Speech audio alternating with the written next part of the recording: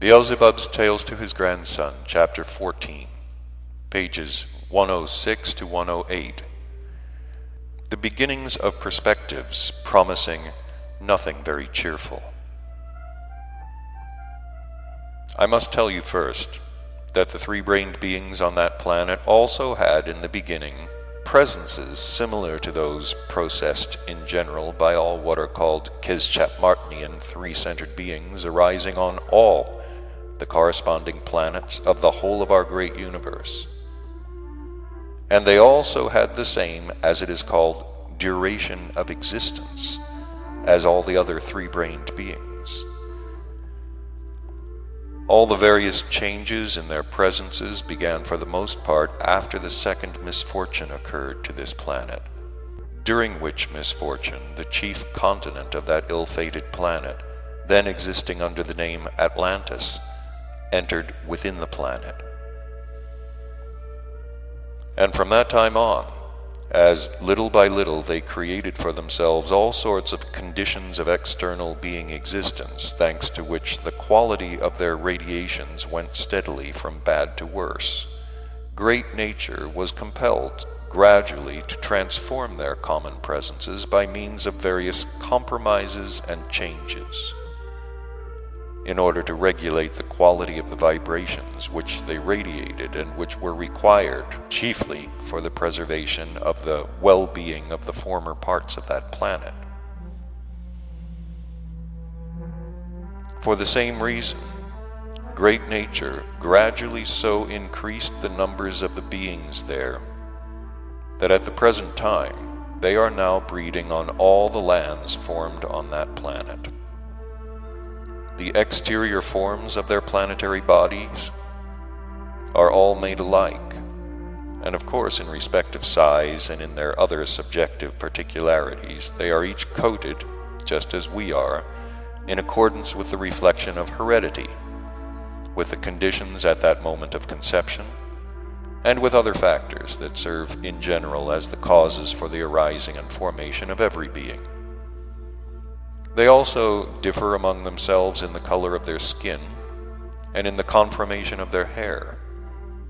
and these latter particularities are determined in their presences just as they are everywhere else by the effects of that part of the planetary surface where the given beings arise and where they are formed until they reach the age of responsible beings, or as they say, until they become adult. As regards their general psyche itself and its fundamental traits, no matter upon what part of the surface of their planet they arise, these traits in all of them have precisely the same particularities, among them being also that property of the three-brained beings there, thanks to which on that strange planet alone, in the whole of the universe, does that horrible process occur among three-brained beings, which is called the process of the destruction of each other's existence,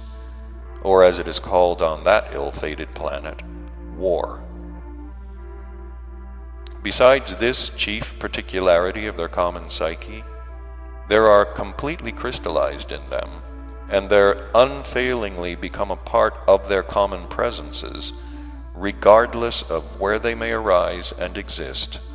functions which exist under the names egoism, self-love, vanity, pride, self-conceit, credulity, suggestibility, and many other properties quite abnormal and quite unbecoming to the essence of any three-brained beings whatsoever. Of these abnormal being particularities, the particularity of their psyche, the most terrible for them personally, is that which is called suggestibility. About this extremely strange and singular psychic particularity I shall specially explain to you sometime. Having said this, Beelzebub was thoughtful, and this time longer than usual. And then, turning again to his grandson, he said, I see that the three-brained beings arising and existing on the peculiar planet called Earth interest you very much. And as during our voyage on the ship Karnak, we shall have willy-nilly to talk about many things just to pass away the time, I will tell you all I can just about these three-brained beings. I think it will be best for your clear understanding of the strangeness of the psyche of the three-brained beings arising on the planet Earth if I relate to you my personal descents to that planet in their order, and the events which occurred there during these descents of mine, of which I myself was a witness. But I personally visited the surface of the planet Earth 6 times in all, and each of these personal visits of mine was brought about by a different set of circumstances. I shall begin with my first descent.